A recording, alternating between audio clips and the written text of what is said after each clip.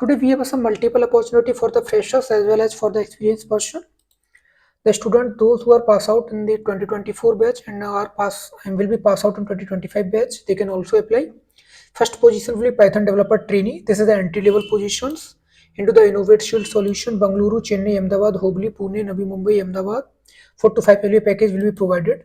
Second will be junior software engineer into the Noida location. And third will be the Java and Python developer. Those who have a 6 to 10 year of experience, they can apply for the Java Python developer into Oracle.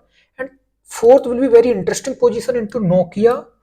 Those who have a 0 to 4 year of experience, they can apply. Even internship can also be considered. That's why it is very interesting.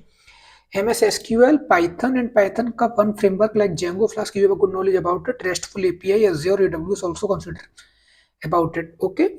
And fourth will be the remote data scientist, junior data scientist. It is the remote position.